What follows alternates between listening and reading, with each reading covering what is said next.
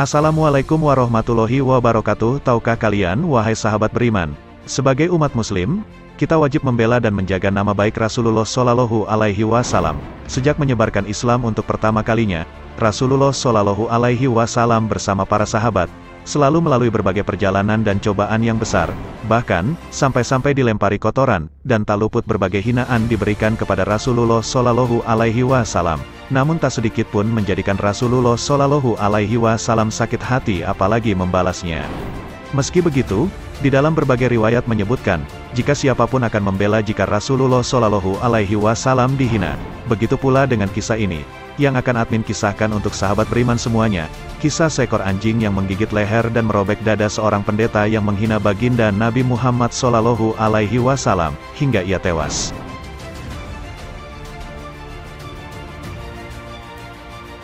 Sebelum kita mulai kisahnya, hayo bantu channel ini supaya makin berkembang, dengan menekan tombol like, subscribe, dan klik lonceng supaya gak ketinggalan notifikasinya. Mari kita bangun channel ini sama-sama.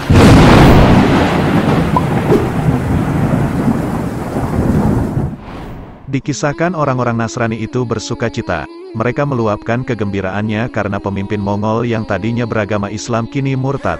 Dalam perayaan yang dihadiri para tokoh Nasrani itu, tampillah seorang pendeta. Dengan segagah mungkin, ia ingin tampil mengkesima semua mata yang tertuju padanya. Ia juga ingin menguatkan pendirian sang raja, agar tetap dalam kemurtadannya, dan tak sedikit pun melirik kembali agama Islamnya. Dalam ceramahnya, pendeta itu menghina Nabi Muhammad Shallallahu Alaihi Wasallam.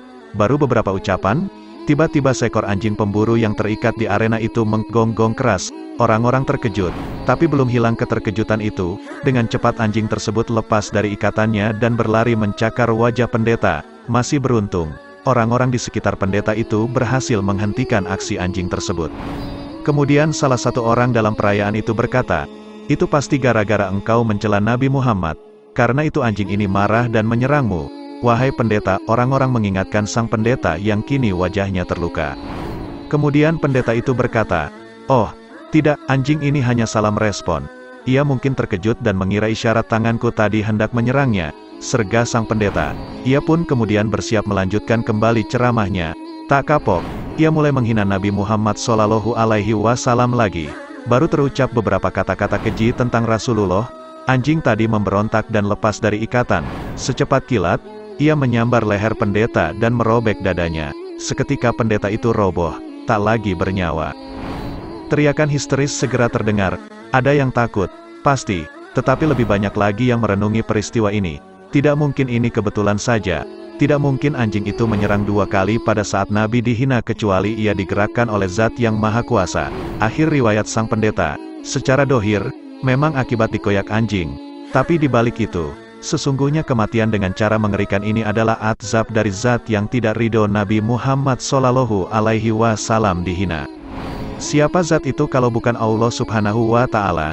Siapa yang kuasa melakukan hal itu kalau bukan Rob yang mengutus Muhammad Shallallahu Alaihi Wasallam? Maka, mereka pun kemudian berbondong-bondong masuk Islam. Karena kejadian ini, tutur Ibnu Hajar al-Asqalani seperti ditulis Imam Az-Zahabi dalam Mu'jamus Syuyukh, 40.000 orang Mongol masuk Islam. Allahu Akbar. Semoga sahabat beriman semua dapat hikmah dari kisah ini. Mohon maaf bila ada kata-kata yang kurang berkenan, karena kami hanyalah sebatas manusia biasa. Salam sahabat beriman. Wallahu a'lam bishawab.